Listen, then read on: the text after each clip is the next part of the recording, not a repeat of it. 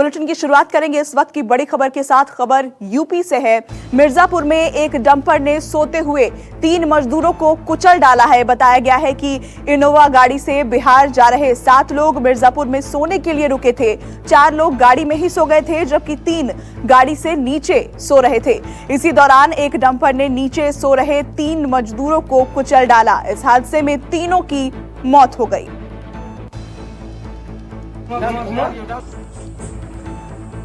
मुंबई से 7 मजदूर इनोवा गाड़ी करके बिहार लाल गोपालगंज के लिए प्रस्थान किए थे। मिर्जापुर के लालगंज कस्बे के बाहर एक ब्लॉक प्रमुख के घर के पास में पक्की सड़क से लगभग 40 फीट की दूरी पर रात में विश्राम कर रहे थे। 3 लोग इनोवा गाड़ी में थे, 4 लोग घास के मैदान में लगभग 40 फीट की दूरी पर विश्राम कर रहे थे। एक अनियंत्रित खाली डंपर जो लोकल थी 2 लोगों को रौंद दिया, ऑन स्पॉट डेथ हो गई और एक को अस्पताल ले जाते समय डेथ हो गई। पंचायतनामा पोस्टमार्टम की कार्रवाई की जा चुकी है। डंपर की बरामदगी हो चुकी है और जो एक्सीडेंट करने वाला ड्राइवर है उसकी गिरफ्तारी की जा चुकी है।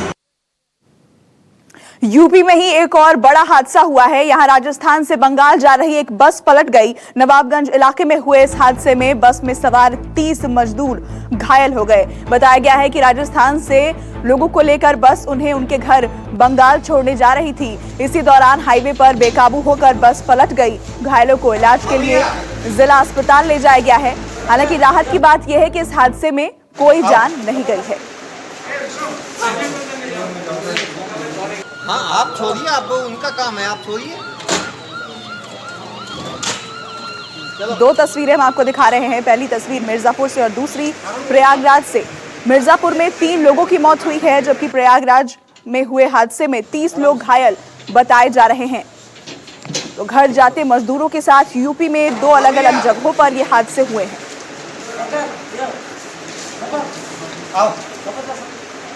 और हमारे सहयोगी अशोक तिवारी हमारे साथ लाइव जुड़ गए हैं। अशोक, यूपी में 2 अलग-अलग जगहों पर हादसे हुए हैं। अगर बात मिर्जापुर की करें, कितने बजे ये हादसा हुआ, कैसे हुआ और क्या अपडेट है? देखिए, दरअसल देर रात ये बताया जा रहा है कि इनोवा गाड़ी करके कुछ मजदूर अपने घर के लिए जा रहे थे और मिर्जापुर में वो गाड़ी रोक के कुछ लोग जमीन पर सो रहे थे, आराम कर रहे थे, क्योंकि बहुत लंबा सफर करके वो आ रहे थे। इसी बीच में एक गाड़ी आती है और सोते हुए मजदूरों के ऊपर चढ़ा देती है, जिसमें फिलहाल कुछ लोगों की मृत्यु भी हो गई है। 2 लोगों की तो ऑन द स्पॉट मृत्यु हो गई थी और इसके अलावा एक व्यक्ति की अस्पताल ले जाते हुए मृत्यु हो गई थी। इस मामले में पुलिस ने फिलहाल मुकदमा पंजीकृत कर लिया है और जिससे एक्सीडेंट हुआ था उस डंपर को भी बरामद कर लिया गया है। दूसरी घटना जो प्रयागराज की है, उसमें एक बस है, वो 30 श्रमिकों को लेकर बिहार जा रही थी और वहां पर प्रयागराज का जो इलाका है संबंधित, वहां पर वो बस अनियंत्रित हो गई, पलट गई, जिसमें 30 मजदूर घायल हो गए। फिलहाल उनका इलाज किया जा रहा है। तो ये 2 तस्वीरें आज उत्तर प्रदेश में अलग अलग जनपदों से सामने आई हैं। देर रात की ये घटना बताई जा रही है, लेकिन सबसे अहम बात यह है कि लगातार श्रमिकों से और जो तमाम सारे पुलिस के आला अधिकारी हैं उनसे कहा जा रहा है कि कोशिश इस बात की जाए कि कोई भी अनियंत्रित अवैध वाहनों के माध्यम से अपने घरों के लिए ना जाएं, श्रमिक पैदल यात्रा ना करें। तो इस बात की अपील लगातार योगी सरकार की तरफ से भी की जा रही है और शायद यही वजह है कि अगर इसका ठीक से कड़ाई से अनुपालन हो तो इस तरह की तस्वीरें सामने ना आए। ये जरूर है कि मिर्जापुर की तस्वीर बेहद चौंकाने वाली है, वो भी उस वक्त जब सरकार की तरफ से कहा जा रहा है कि आप देखिए कि कोई भी मजदूर श्रमिक ट्रकों में पैदल यात्रा ना करे, ट्रकों के माध्यम से यात्रा ना करे, अवैध वाहनों के माध्यम से यात्रा ना करे, बल्कि जो संसाधन, जो सेवाएं सरकार की तरफ से दी जा रही हैं, बसों और ट्रेनों के माध्यम से उनको घर पहुंचाने का दावा किया जा रहा है, उन्हीं संसाधनों का वो उपयोग करें। लेकिन बावजूद अगर इस तरह की तस्वीरें आती हैं तो कहीं ना कहीं अभी और समझने की जरूरत है, श्रमिकों को भी और समझने की जरूरत है। जो लोग जा रहे थे उन्होंने भी खुद से ही इंतजाम किया था जाने का। और जो दूसरी खबर प्रयागराज से है, वहां पर जो मजदूर जा रहे थे, क्या वो बस प्राइवेट थी या फिर वो सरकारी बस थी? देखिए, राजस्थान से जो बस आई थी वो तो सरकारी बस बताई जा रही है, जिसमें 30 श्रमिकों को लेकर वो जा रहे थे बिहार की तरफ। और दूसरी जो मिर्जापुर की खबर है, उसमें अभी तक प्राथमिक तौर पर जानकारी मिली है कि एक इनोवा गाड़ी को कुछ मजदूरों ने मिलकर बुक किया था अपने घर तक जाने के लिए। तो वो एक प्राइवेट वाहन था जिसको बुक किया गया था। तो वही बात जो थोड़ी देर पहले मैं कह रहा था कि अभी और समझने की जरूरत है, श्रमिकों को भी और समझने की जरूरत है, भी सरकारी अफसरों को भी कम से कम जो लॉकडाउन है या जो सरकारी गाइडलाइंस है उसका कड़ाई से अनुपालन करें, तो शायद इस तरह की दुर्घटनाओं को रोका जा सकता है। और ये भी है कि जो हाईवेज है वहां पर जो गाड़ियां हैं उनकी गति बहुत ज्यादा होती है। इन दिनों चूंकि बहुत ज्यादा भीड़ हाईवेज पर भी नहीं हो रही है, लिहाजा जो गाड़ियों की स्पीड है वो बहुत ज्यादा है। शायद यही वजह है कि इस तरह की तस्वीरें हम लोगों के सामने आती हैं। लेकिन इतना जरूर है कि सरकार की तरफ इस जानकारी के लिए। और देश में कोरोना से अब तक जितनी मौत हुई है उसमें 80% मौत 5 राज्यों और केंद्र शासित प्रदेशों से ही है। इनमें महाराष्ट्र, गुजरात, मध्य प्रदेश, पश्चिम बंगाल और दिल्ली शामिल है। अब तक देश में हुई कुल 3,583 लोगों की मौत के आंकड़े में महाराष्ट्र के 1,454, तो गुजरात की 773, मध्य प्रदेश की 270, पश्चिम बंगाल की 259 और दिल्ली की 194 मौत शामिल है। 80% जो मौत कोरोना की वजह से हुई है इन 5 राज्यों और केंद्र शासित प्रदेशों में ही हुई है।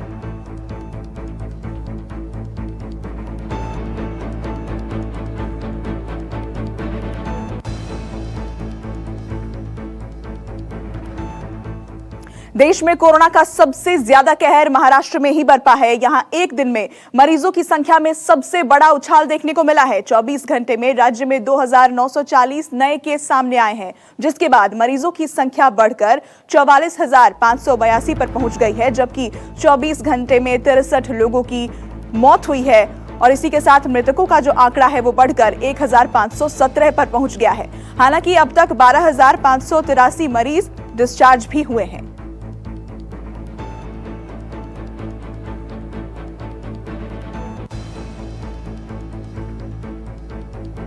और हमारे सहयोगी इंद्रजीत हमारे साथ लाइव जुड़ गए हैं। इंद्रजीत, ये सबसे बड़ा उछाल कहा जा रहा है और जो आंकड़ा है महाराष्ट्र में वो लगभग 45,000 के पास पहुंच गया है। ये एक चिंता का सबब लगातार बना हुआ है महाराष्ट्र के लिए।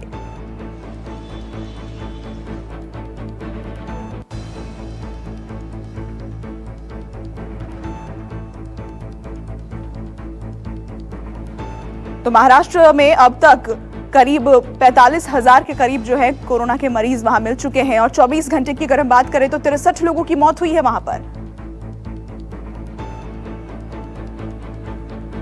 अब तक का सबसे बड़ा उछाल कहा जा रहा है महाराष्ट्र में कोरोना मरीजों का जो आंकड़ा है वो 24 घंटे में 2,940 मामले वहां से सामने आए हैं और 1,500 के पार मरीजों की वहां पर अब तक मौत भी हो चुकी है। और इंद्रजीत हमारे सहयोगी हमारे साथ जुड़ गए हैं। इंद्रजीत, अब तक का सबसे बड़ा उछाल महाराष्ट्र में सामने आया है और मरीजों का आंकड़ा 45,000 के करीब पहुंचने को है। लगातार महाराष्ट्र के लिए ये एक चिंता का सबब जो है वो बना हुआ है। कैसे निपटेगी सरकार इससे? जी बिल्कुल, महाराष्ट्र सरकार के लिए चिंता का सबब बना हुआ है और लोग भी डरे हुए हैं। सरकार भी इससे निपटने के लिए पूरी तैयारी कर रही है। सरकार ने कल ही परसों एक आदेश जारी किया जिसमें जो प्राइवेट हॉस्पिटल हैं उनमें से हॉस्पिटलों के 80% बेड बीएमसी एक्वायर कर रही है और बीएमसी ने एक्वायर कर लिया और उन बेड पे बीएमसी की सहमति से ही मरीज एडमिट किए जाएंगे। इसके अलावा बहुत सारे एनजीओ, बहुत सारे लोग क्वारंटीन सेंटर, आइसोलेशन सेंटर बना रहे हैं। 900 बेड का मिलिंद देवरा ने आइसोलेशन सेंटर बनाया है, जो कांग्रेस के नेता हैं। तो कहीं न कहीं सरकार और जो एनजीओ हैं, लोग हैं, इसमें बहुत बढ़ चढ़ कर हिस्सा ले रहे हैं कि किस तरह से इसको कंट्रोल किया जाए। इसके बावजूद मुंबई और महाराष्ट्र में मामले कम नहीं हो रहे हैं। सरकार की लगातार चिंता बढ़ रही है। इस बीच सरकार ये भी सोच रही है कि किस तरह से इसके साथ साथ आर्थिक गतिविधियों को भी चालू किया जाए और उसके लिए भी सरकार लगातार प्रयास कर रही है। पहले आपने देखा कि जिस तरह से मुंबई के आसपास, मुंबई को छोड़ के बाकी जगहों पे, कई जगहों पे शराब की दुकानें खोली गई थी। अब मुंबई में भी शराब की दुकानें। इंद्रजीत, आप बने रहे हमारे साथ। खबर दर्शकों को बता दें, फिर आपसे अपडेट लेंगे। कोरोना काल में मुंबई में शराब के शौकीनों को बड़ी राहत दी गई है। अब उन्हें घर बैठे शराब मिल सकेगी। बीएमसी ने शराब की होम डिलीवरी की इजाजत दे दी है। बीएमसी के आदेश के मुताबिक होम डिलीवरी सिर्फ सील बंद बोतलों की होगी और डिलीवरी भी तभी संभव हो पाएगी जब घर कंटेनमेंट जोन के बाहर होगा। मुंबई में फिलहाल दुकानों के काउंटर से शराब की बिक्री की इजाजत नहीं मिली है, लिहाजा शराब सिर्फ ऑनलाइन ही उपलब्ध हो पाएगी। इंद्रजीत हमारे साथ बने हुए हैं। इंद्रजीत, आप बता रहे थे शराब बिक्री के बारे में, इसको लेकर किस तरह की गाइडलाइंस जारी की गई हैं?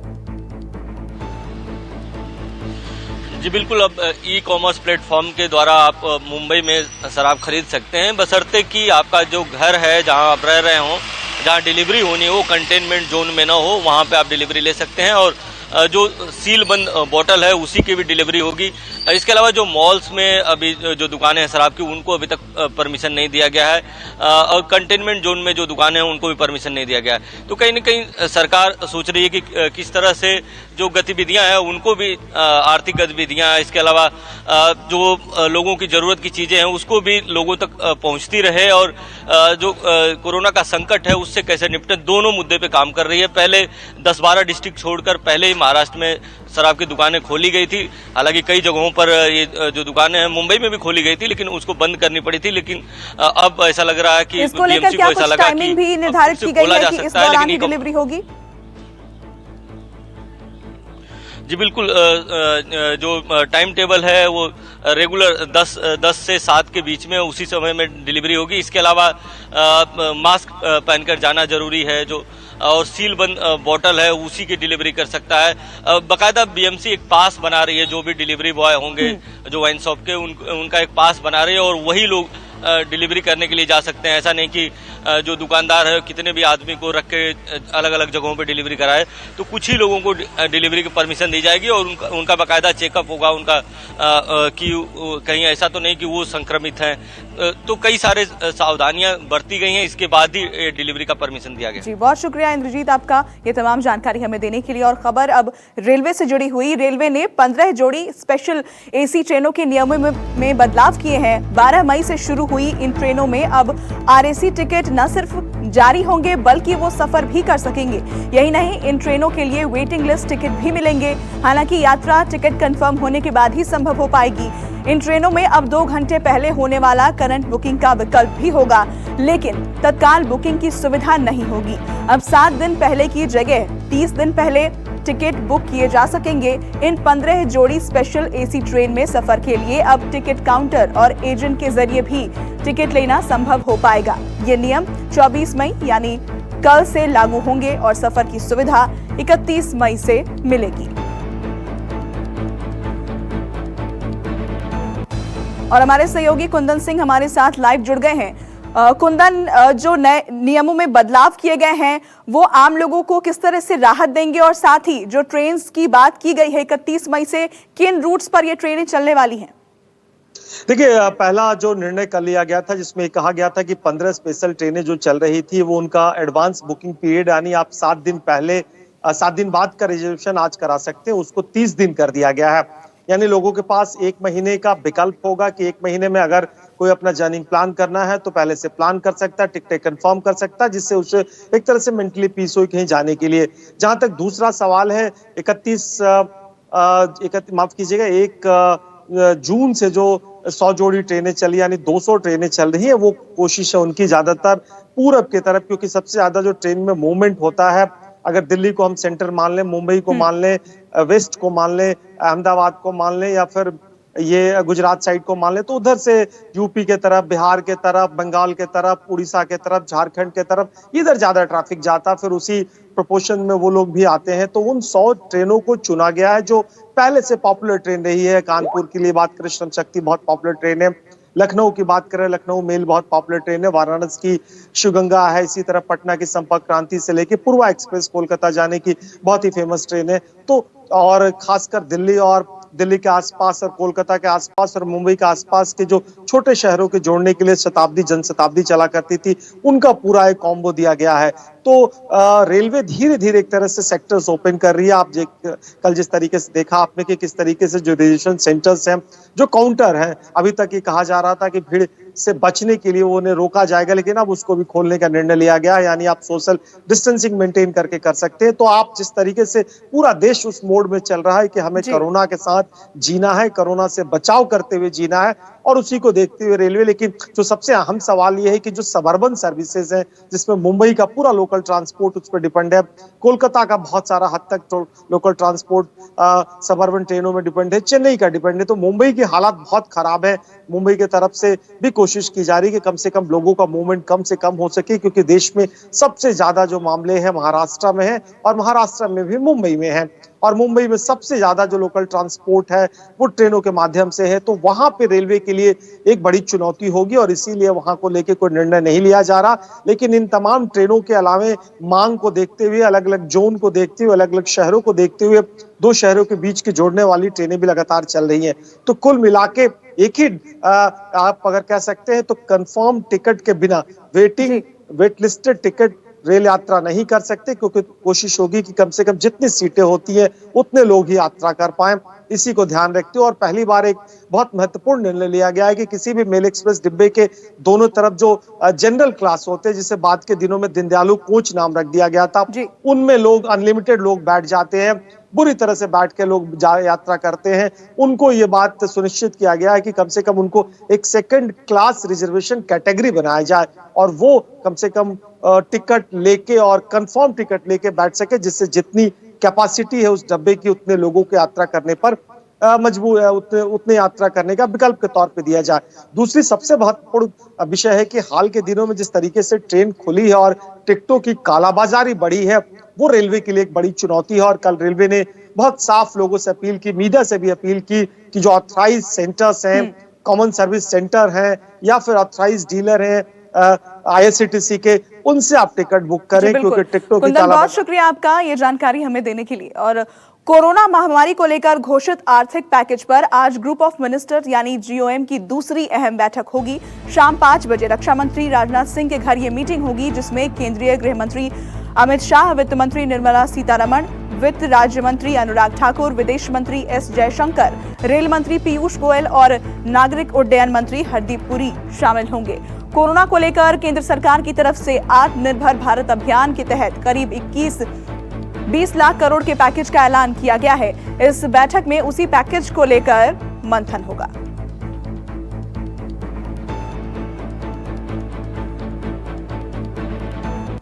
तो कोरोना को लेकर जिस आर्थिक पैकेज का ऐलान हुआ है, उसको लेकर आज रक्षा मंत्री के घर शाम 5 बजे बैठक होगी।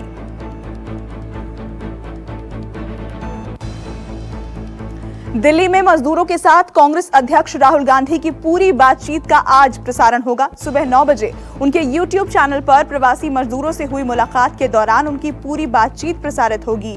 लॉकडाउन में बड़ी तादाद में मजदूर अपने घर जाने के लिए निकल पड़े। दिल्ली में कुछ दिन पहले ऐसे ही मजदूरों से मिलकर राहुल गांधी ने उनका हाल जाना था। इस मुलाकात की तस्वीरें भी सामने आई थी, जिसकी खूब चर्चा हुई थी और अब आज मजदूरों के साथ उनकी पूरी बातचीत का वीडियो जारी होने जा रहा है।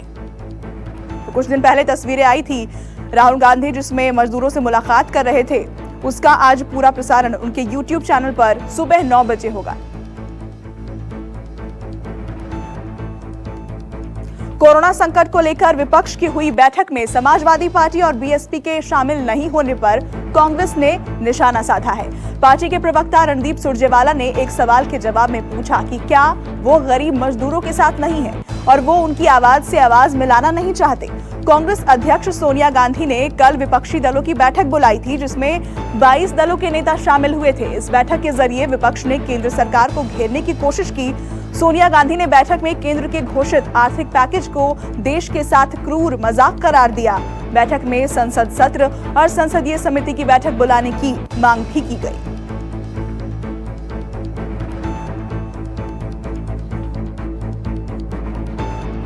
समाजवादी पार्टी या बहुजन समाज पार्टी या किसी और राजनीतिक दल के और इशारा किया, पर वो शामिल क्यों नहीं हुए, इसका जवाब आपको उन्हें पूछना चाहिए कि क्या वो इन मांगों से सहमत नहीं।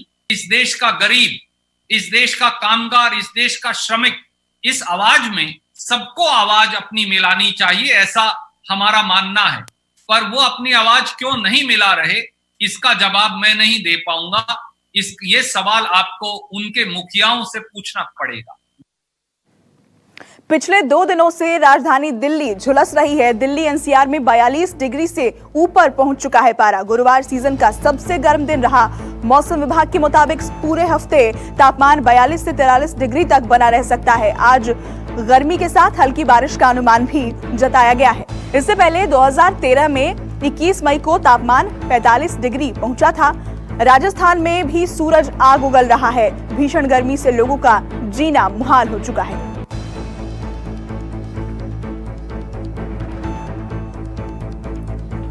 और हमारे सहयोगी पवन मिश्रा दिल्ली से हमारे साथ लाइव जुड़ गए हैं। पवन, एक तरफ तो कोरोना का कहर जारी है ही, ऐसे में अब गर्मी का भी सितम दिल्ली वाले महसूस कर रहे हैं।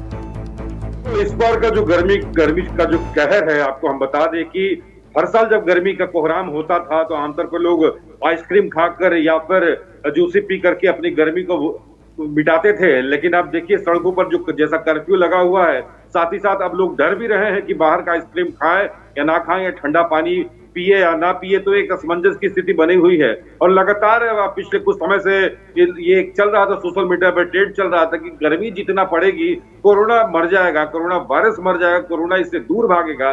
लेकिन ऐसा कुछ लग नहीं रहा है, क्योंकि एक्सपर्ट ये बताते हैं कि जितनी गर्मी बढ़ेगी कोरोना का भी उतना ही जो है मरीज फैल सकते हैं, वायरस उतना फैल सकता है। तो ये जो महीना जो है, जैसा बताया गया कि मई और जून महीना सबसे क्रिटिकल है लोगों के लिए कि इसमें कोरोना वायरस फैल सकता है। और इसमें इस गर्मी का जो कहर है, आम लोग डर रहे हैं एसी चलाने से, क्योंकि ये कहा जाता है कि ठंड ज्यादा रखने से, एसी ज्यादा चलाने से कोरोना कहीं फैल जाए। लोगों के मन में भ्रांतियां फैली हुई है, जिसमें एक्सपर्ट लगातार ये लोगों को सलाह भी दे रहे हैं। तो आमतौर पर दिल्ली एनसीआर में जिस तरह से गर्मी पड़ रही है, लोगों का जीना एकदम हराम हो गया है। लोग ये कह रहे हैं कि आखिर जो गर्मी और जी बिल्कुल, तो लोगों को सावधानी बरतने की जरूरत भी है। बहुत शुक्रिया पवन आपका इस जानकारी के लिए।